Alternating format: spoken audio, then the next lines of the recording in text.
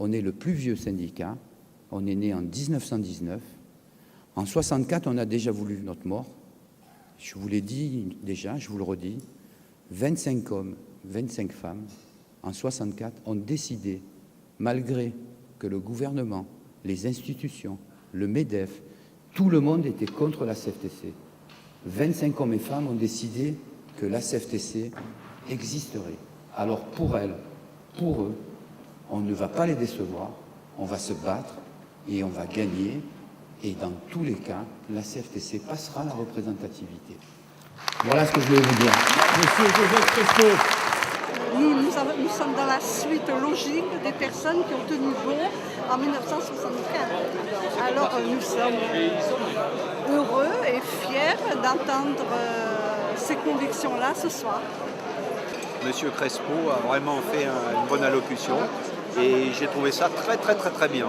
Le forum d'aujourd'hui a répondu aux attentes de tous les participants, c'est-à-dire qu'on a abordé plusieurs sujets, et notamment le principal qui est la représentativité, la nouvelle loi sur la représentativité. Et les explications, les intervenants ont bien expliqué dans les détails la déclinaison de cette loi qui va s'appliquer et dans les entreprises et sur le plan national. Ce que j'en pense de la représentativité. Ça dépend dans quelle entreprise on se trouve. Si vous êtes dans une entreprise où il y a des syndicats très forts, on est plus tenté de faire mourir entre guillemets le petit syndicat par rapport au gros. Et c'est là qu'il va falloir vraiment se battre pour gagner des voix et pour pouvoir vivre entre guillemets aussi. C'est vrai, ça peut être la mort du syndicalisme, la mort des adhérents, ou, pour la CFTC, la chance unique. Parce que la représentativité, elle a forcément un revers de médaille. Et le revers de médaille, c'est simple, c'est qu'on doit se concentrer sur ce que l'on n'a pas fait pendant des années. Parce que les 8%, monsieur, de syndiqués, c'est les salariés des grandes entreprises, c'est ceux qui ont un emploi sûr, et puis ce sont les fonctionnaires. Donc en fait, les organisations syndicales, on a su s'occuper que de gens qui n'avaient pas ou peu de problèmes. Il faudra ouvrir une négociation, justement pour qu'on puisse implanter le syndicalisme dans les petites entreprises, parce qu'à l'heure où on parle de la modernisation du dialogue social, on ne peut pas raisonnablement continuer à laisser de côté 70% des salariés de la France. L'ambition CFTC, je trouve que c'est important, parce que si on n'a pas d'ambition, c'est pas la peine de continuer. Non, le syndicalisme, on le vit au quotidien, on le vit tous les jours, on est avec les collègues de travail, on aide les collègues de travail, on est là pour la défense des intérêts matériels et moraux des salariés. Mes priorités, le pouvoir d'achat.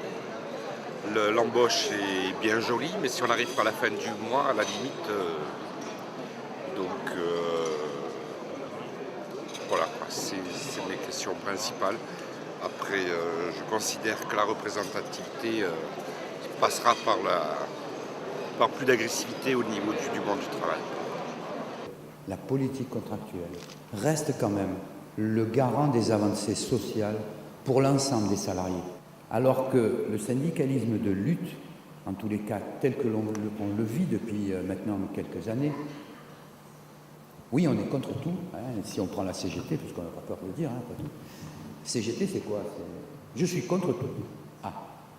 Je signe jamais rien, d'ailleurs. Je ne signe jamais rien, mais qu'est-ce qui se passe, quoi? Est-ce qu'ils font avancer? Moi, je suis désolé, mais vis-à-vis des salariés de la métallurgie, je pense que leur avoir fait avoir 2% par an, dans tous les cas de figure, leur pouvoir d'achat a augmenté, ou en tous les cas, je suis sûr d'une chose, c'est qu'il aurait perdu 20% si on ne l'avait pas fait. Moi, je suis venu en supporter du président, parce que je suis le représentant de la CFTC à la Fédération européenne de la métallurgie. Et donc, je connaissais le projet, et moi je pense que ce qu'il propose peut marcher, notamment vis-à-vis des PME, et de faire un syndicalisme de service vis-à-vis des petites et moyennes entreprises. Son programme et son projet va faire en sorte de rayer, de gommer cette injustice qu'il y a entre les salariés des petites et des grosses entreprises. Le syndicalisme de service, s'il faisait simplement des émules, alors j'ai pas peur de le dire, même si je suis marseillais, ça pourrait être un raz-de-marée syndical. Et là, la CFTC, finalement la représentativité, lorsqu'on a un projet, elle ne peut pas nous faire peur.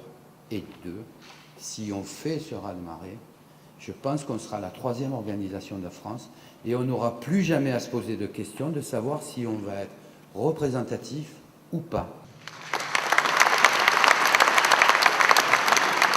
La CFTC n'est pas en péril, la CFTC n'a jamais été en péril, la CFTC ne sera pas en péril parce qu'énormément de gens se reconnaissent dans les valeurs de la CFTC. Et il faut vraiment qu'on se mobilise tous et j'allais dire, votez pour qui vous voulez, surtout CFTC, mais votez au prud'homme vraiment.